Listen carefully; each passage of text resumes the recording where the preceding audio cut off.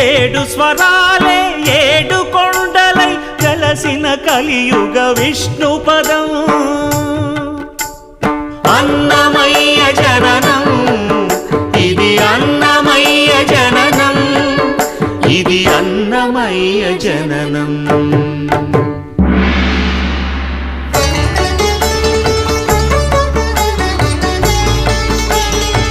హరిషడ్వర్గము తెగనరికే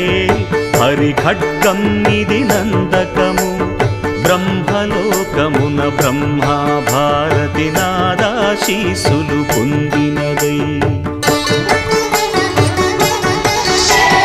శివలోకమున చిద్విలాసమున ఘమరుధ్వనిలో గమకితమై దివ్య సభలలో